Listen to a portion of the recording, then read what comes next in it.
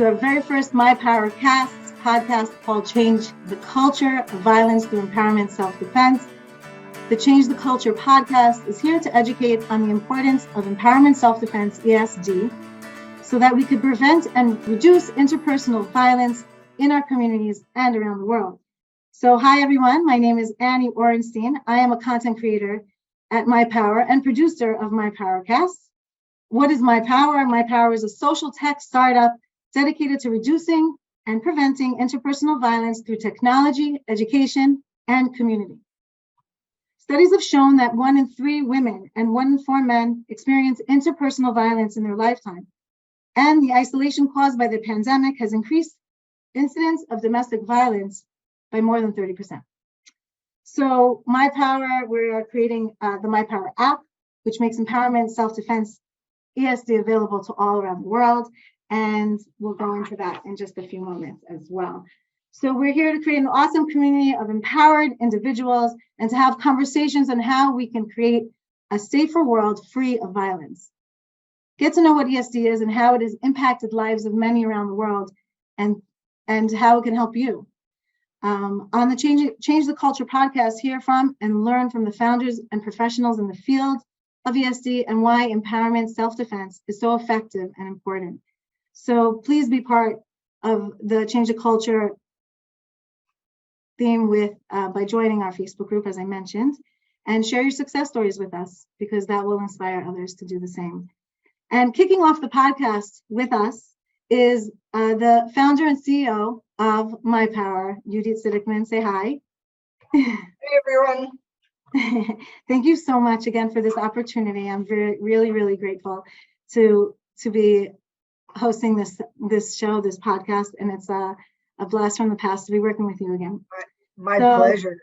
Thank you. So Yehudit is a philanthropist and social entrepreneur, the founder and CEO of MyPwr LTD in Jerusalem, as well as the founder and president of ESD Global. And she founded Halev, an Israeli NGO that provides ESD and martial arts instruction to women, children, and other vulnerable populations. For the past 30 years, Yehudit has dedicated her life to teaching empowerment self-defense, violence prevention, and personal safety strategies to all who want and need them. Yehudit, you are also an inspiring public speaker, and you're sought out around the world, and you go around the world training, teaching, empowering women, and it's just really an honor to kick off this Change the Culture podcast with you. So let's jump in. Yehudit, tell me a little bit more about yourself, about your personal stuff. I don't like to read bios and things like that. I go too much into it because you're the star of the show. So please share with us. So, we usually start with my story. The short piece of my story is, yes, I'm a survivor. Am I a survivor of one act of sexual assault, 1 point of domestic abuse, 1 place of inappropriate behavior? No. Like many of us, when one doesn't have the skill set to navigate life safely, you find yourself in situations that you might not know exactly what to do.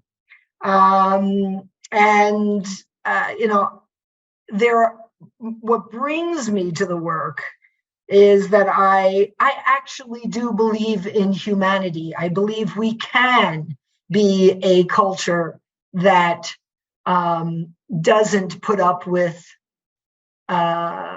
violence, verbal, emotional, physical violence, that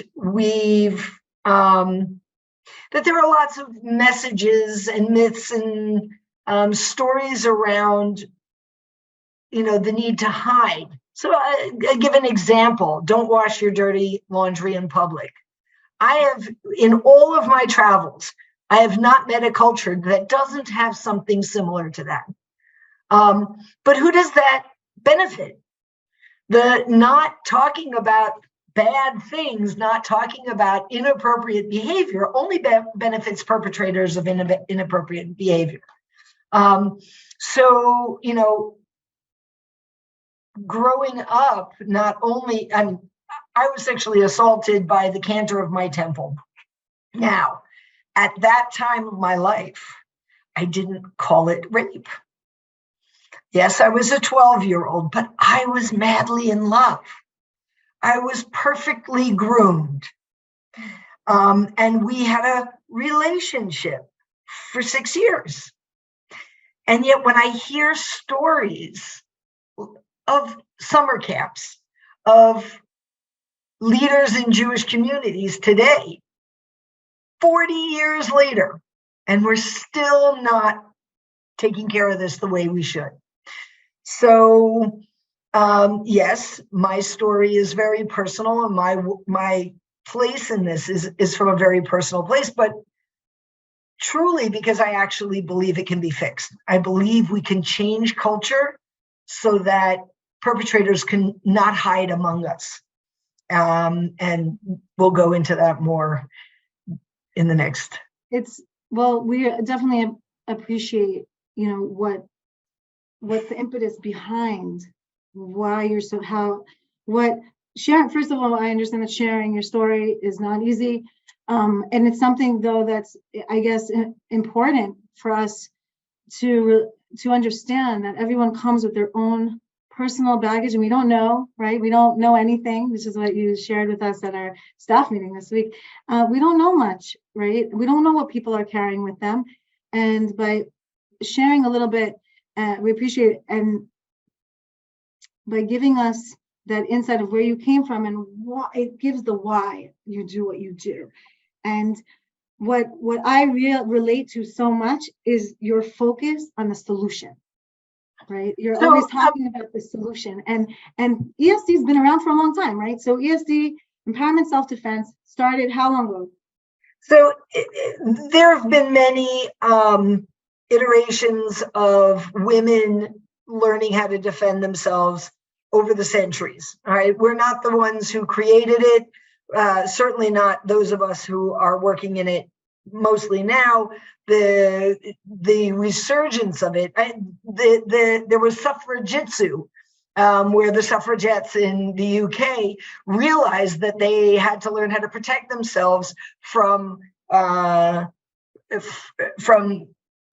hooligans who were against them getting the vote in the UK.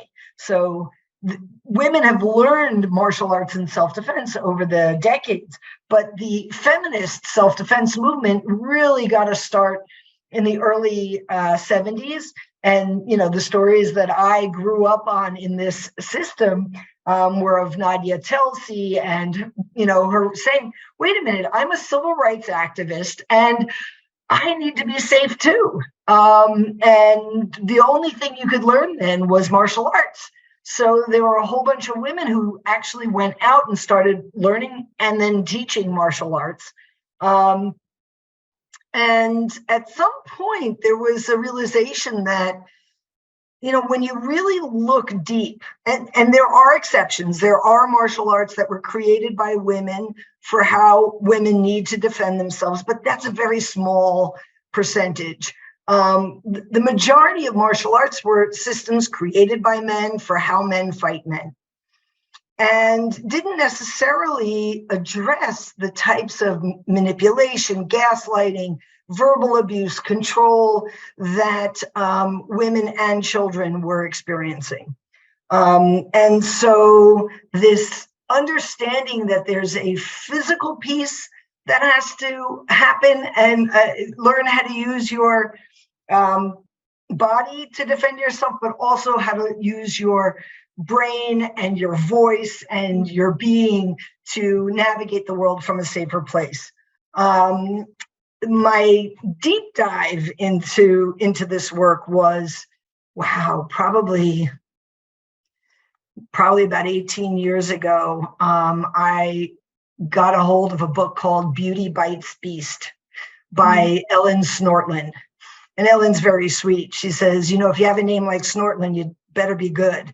So Ellen, now you won't forget it. Ellen Snortland wrote a book, Beauty Bites Beast. A couple of years after I read it, I saw this trailer for an amazing film that was being made, Beauty Bites Beast. And I'm like, oh, this is so exciting. And we at LLF actually used that original trailer to get people excited about impact and empowerment self-defense. And 2 years, 3 years, 5 years, 6 years, 8 years, 10 years later, I'm like, what happened to the film? Where's the film? Why isn't the film? And I contacted Ellen and I said, where's the film holding? And she said, I can't get funding. I can't get funding to finish the film. And at the time, I actually had the ability to help. So I jumped in and I said, okay, let's do it. Let's get this film to the finish line. Everybody needs to see it. And I became the very dubious, I'm not quite sure how to wear this title, executive producer of the movie. And we thought, that's it. Everybody's going to want to see this. Yeah, no. And I don't think it's because the film wasn't well done. I actually think it's got a very important message and it was put together really well on a small budget. But people don't want to talk about this. They don't want to hear about it. Me Too was about saying, yes, this happens, and people should be speaking up saying it happens. And where did the solutions come? So, there's been a lot of work on, it's on you. There was a whole campaign in the United States to get men to step up and be the solution. Don't be that perpetrator. Well, guess what? Anyone listening is probably the good guy who doesn't do that. And guess what? It's not just guys. There are lots of people who do inappropriate things, behave in inappropriate ways, treat people horribly. And we all need to be learning how to do it, do better in how we treat each other. Right. So Yehudit, I'm going to jump in and I'm going to ask you to delve again for a minute into, we have the empowerment part, we have a self-defense part. You just recently, congratulations, you made 30 years in judo. You accomplished 30 years of judo, and we got to celebrate with you. We also got to watch Beauty Bites Feast, and that is incredible. It's like it's all of this whole process is life changing, and the first element to the solution for this issue we're bringing out, that's so in everywhere around the world, that we have to really fight in that unfortunate evergreen issue. That's seemingly something that we're going to be working on. We have a lot of work laid out for us, and I'm grateful to all of the entities that you've helped start and launch, whether it's ASD Global and PwR XYZ and PAVE and all of these entities, and Halev, and all of these things are the feet on the ground. So maybe you want to share a little bit about the. Yes. First of all, I just want to say, we have if you can just share with us again, for those that are new to ESD, the 5 principles of ESD. Sure. And so first of all, I actually talk about the 3 words separately. Mm-hmm. It's about empowerment. It's about self, taking care of me. This is the greatest gift I was given in this world. I have the right to take care of it. I have the right to feel good about it. I have the right to protect it. I have the right to say I am worthy. And the defense piece is not just about self. It's not self-defense. It's self and defense. Because what? I wouldn't defend somebody else who is being picked on or being hurt. I would have to make a choice. Can I do something? Can I call for help? Can I step in? Can I get others to come help me help this person? But to me, the defense isn't just about me. It's about us as a community taking responsibility for each other in a positive way. I truly believe that perpetration of inappropriate behavior can only really work if it can hide or if it's hidden by profits. So if you are making money on abusing others, by trafficking others, by hurting others, you get very good at hiding it. And if we can't talk about it, so I'm going to give the example that I raised earlier about a summer camp. Okay, and this happened recently. I got a message from somebody saying, "What are we supposed to do?" A kid doesn't want to go back to the camp they were at last summer. Mom, is pushing them, but it's a really good camp, and your brother's going, and this and that and the other thing. And it comes out that she had been sexually assaulted, harassed, maybe not raped. She doesn't want to talk about it, by the director of the camp. So the parents started asking their friends, "Hey, did any of you hear anything like this? Has anybody else heard something like this?" And after a whole bunch of phone calls and a whole bunch of conversations, there are about 3 or 4 other possible potential stories. But what isn't there? There isn't evidence, and there are no witnesses. So now we have a bunch of concerned parents who don't know how they're supposed to approach this. Well, I can give you an ESD answer. And the ESD answer is to that, well, let's say justice for what happened we can't get because we don't have witnesses and we don't have evidence.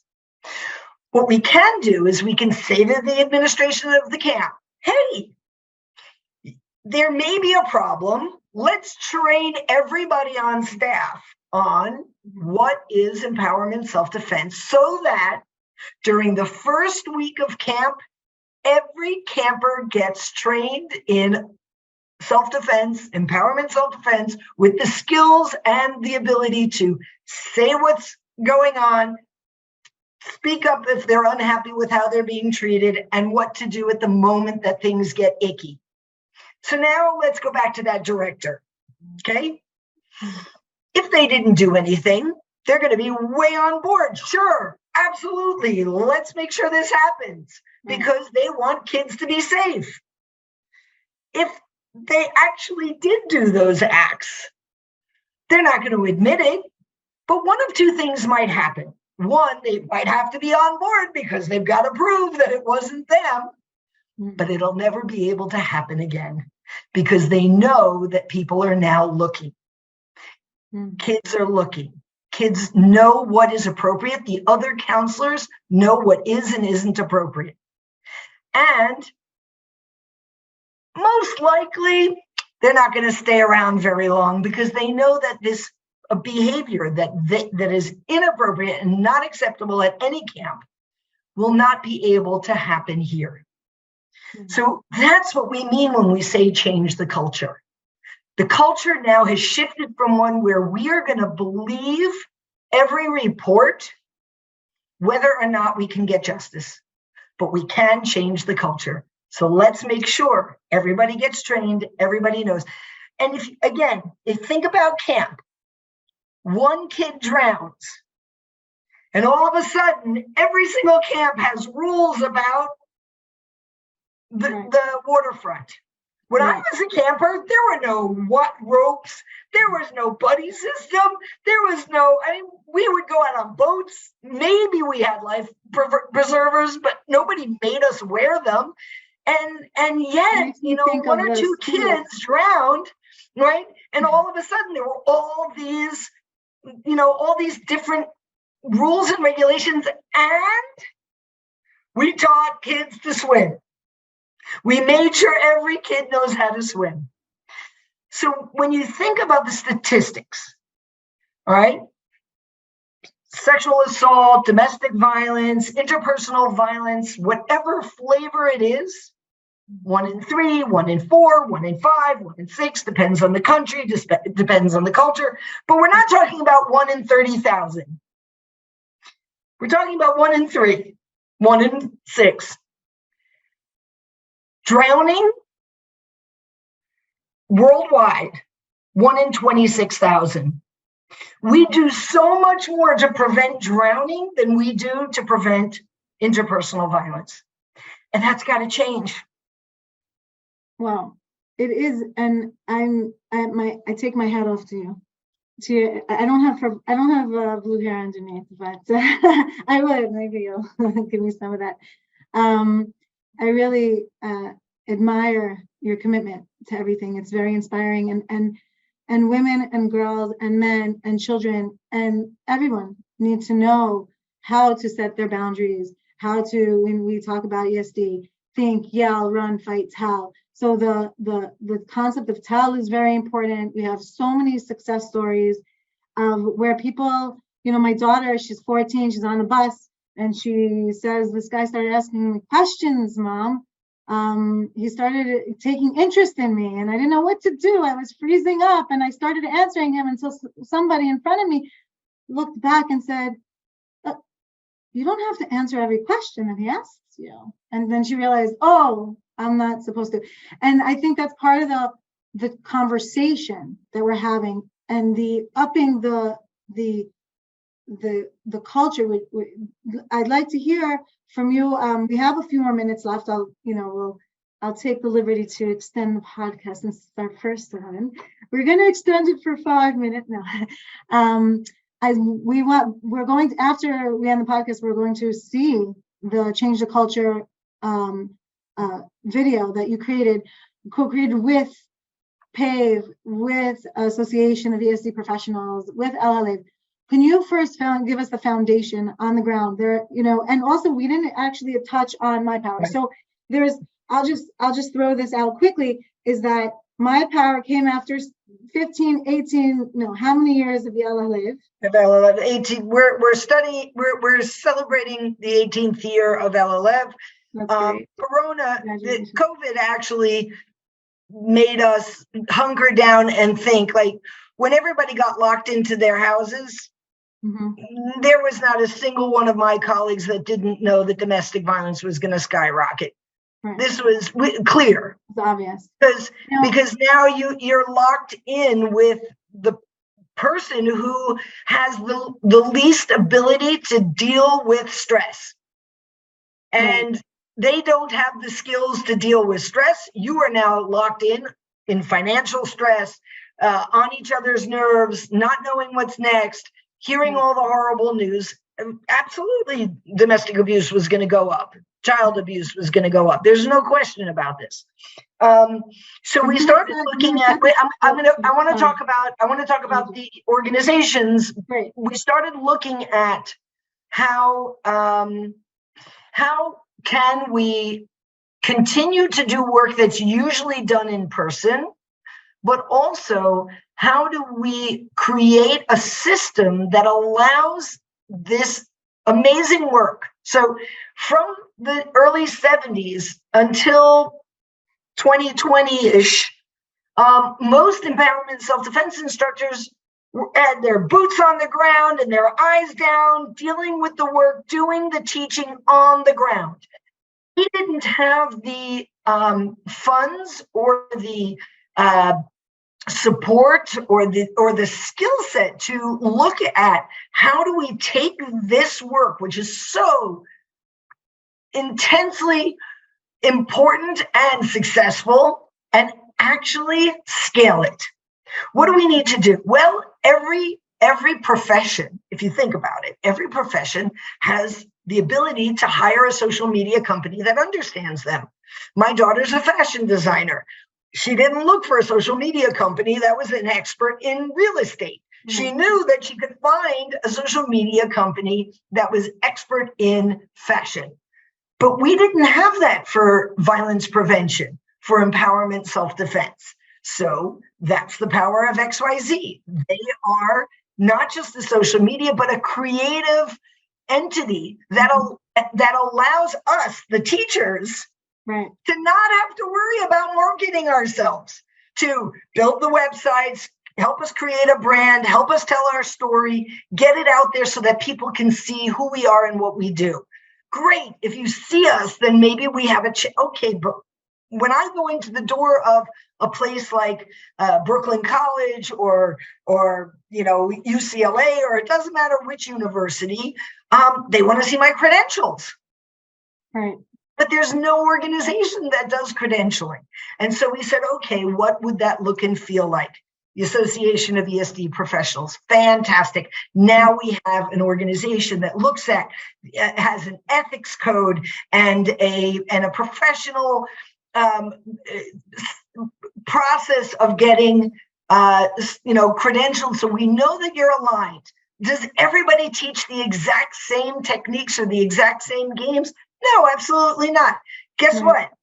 Therapists don't do it. They all don't do it exactly the same, nor do social workers, nor do educators. Even math teachers teach math slightly differently. And then we know who are the successful ones and who are the less successful ones, because they bring creativity into what they teach.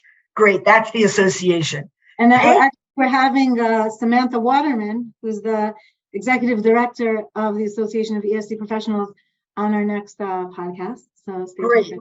That's great. 3 years ago, I hooked up with Arlene Lemus, who is an Olympic gold medalist in Taekwondo. She had just retired, moved back to Chicago after 20 years as an elite coach, and said, Yehudit, I'm looking to figure out what I'm doing in my retirement. And I said, oh, I have an idea for you. So there are many places, again, a college or a government, a city or a corporation, a business, who, if I go and say to them, you worry about the physical health of your employees, why aren't you worrying about the mental health of your employees? And they go, yeah, you're right. And I explain to them about empowerment self-defense, and they go, that's amazing. We want this as part of what we do. We have no idea how to do it. We wouldn't know where to start. And I don't have time to sit and learn everything I need to know about figuring out how to bring this into our culture and changing the culture.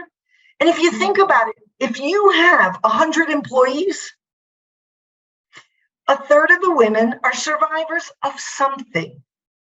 A fourth of the men are survivors of something. And when little things happen, they may get triggered. They may not feel safe. So how do we make the culture safe for the people who are working in it? So PAVE, Proactive Anti-Violence Education, PAVE Prevention, they go in and they do an assessment, just like a learning disabilities teacher consultant would do an assessment.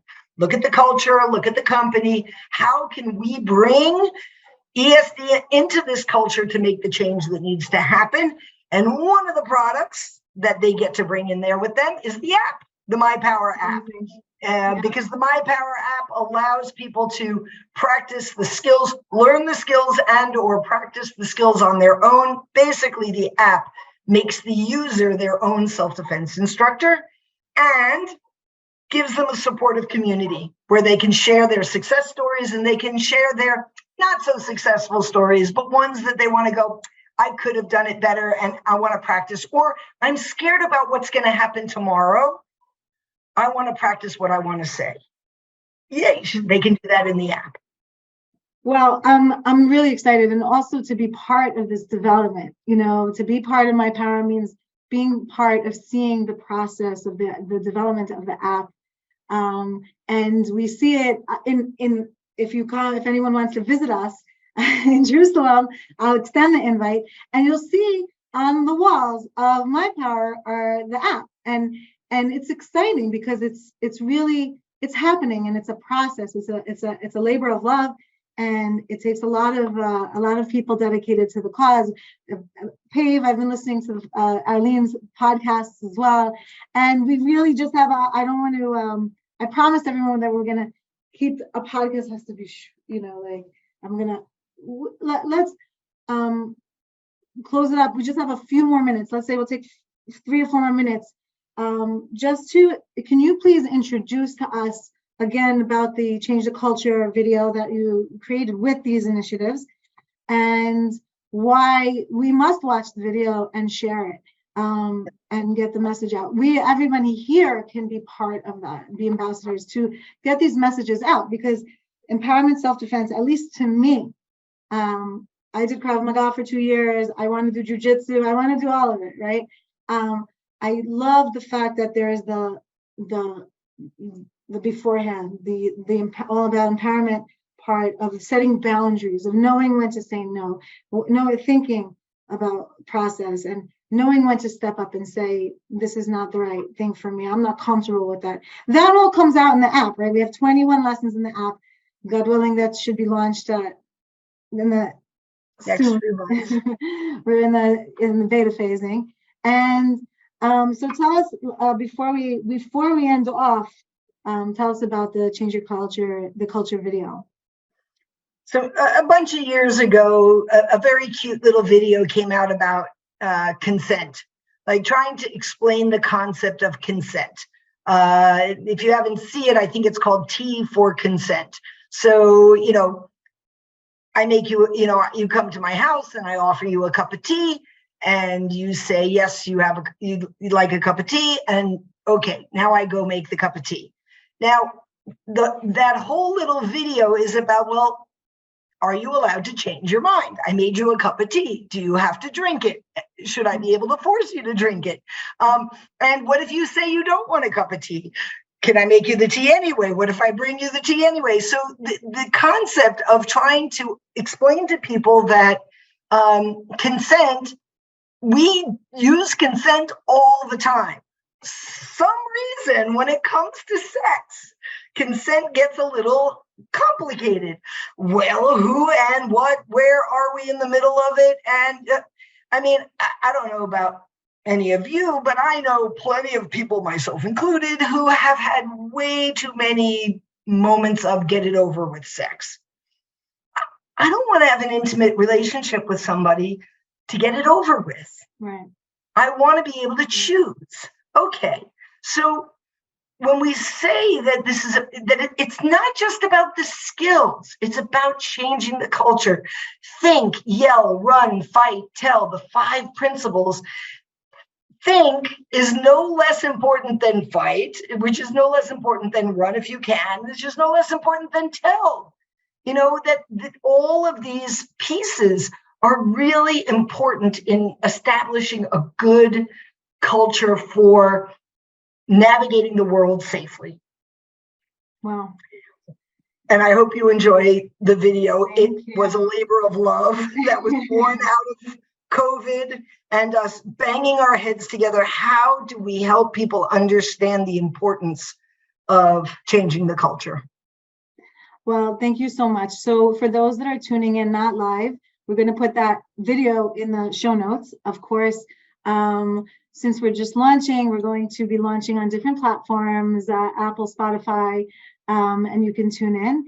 And I look forward to bringing you more and more out into the world, the professionals on the forefront of this, fighting the fight, the good fight, bringing light into the dark, into somewhat of a dark world.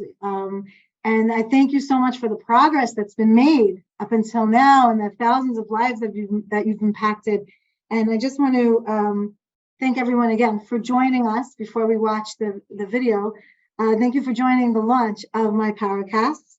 Let us know what you think of this, and by emailing me, annie.orenstein@mypwr.co.il. And we want you to be part of the conversation and also part of the solution. We want you to meet your most powerful self. And stay tuned for the next Change the Culture podcast, where we'll hear from more professionals in the field of ESD from around the world, and including the next podcast that we'll be launching not live.